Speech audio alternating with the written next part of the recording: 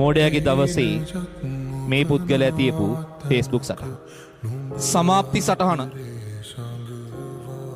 අතිගරු පළමු වන ප්‍රබුද්ධෝත්තමයන්ගේ මාධ්‍ය නිවේදනයයි.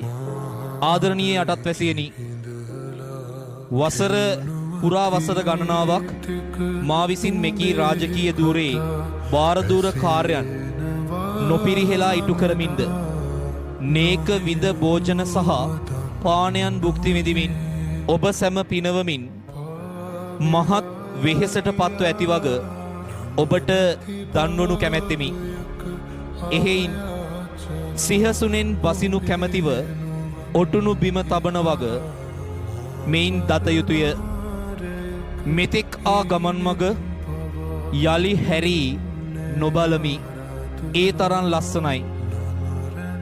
තොපි විසින් මා වෙත දක්වන ලද ආදරයට, කරුණාවට අරකට මේකට පෙරලා උම්ම දෙමි. ස්තුතියි පින්.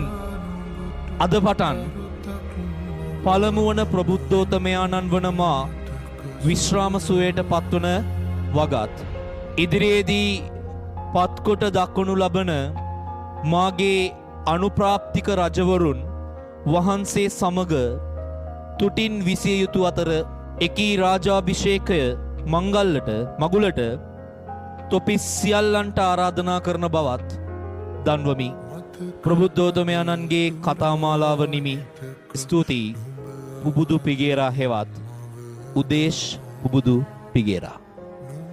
මේ Facebook සටහන තිබ්බට පස්සේ යාළුවෝ බර ගානක් පැය 7-8ක් යනකම් අද මෝඩයාගේ දවසනේ මූ ගන්න ආතල් එකක් කියලා ඌ ගැන හොයලා බැලුවේ නැහැ. තමන්ගේ එකට හිටපු එක උදේ පාන්දර මේ දාපු සටහන ගැන හොයලා බැලුවේ නැහැ. හැබැයි සෑහෙන වෙලාවක් ගියාට පස්සේ මේ සිද්ධිය ඇත්තක් කියලා දැනගත්ත හැමෝම පුබුදු පිගේරා ආයේ යාලට හම්බෙන්නේ නැහැ කියලා දැනගත්ත හැමෝම තමන්ගේ සටහන Facebook එකේ තබනවා. ඒ සටහන අතර හරි ලස්සන සටහන් කීපයක් තිබ්බා.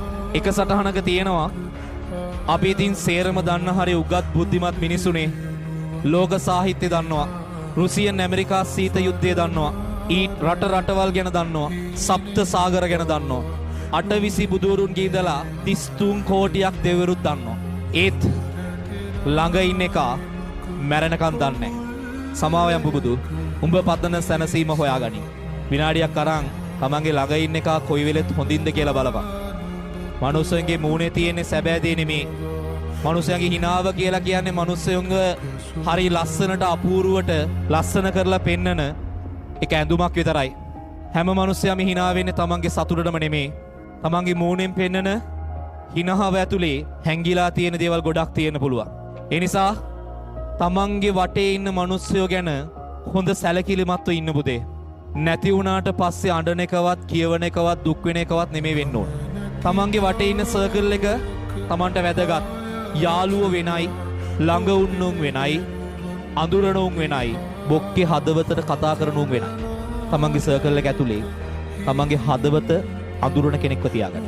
තමන්ගේ මූණට රැවටෙන කෙනෙක් නෙවෙයි.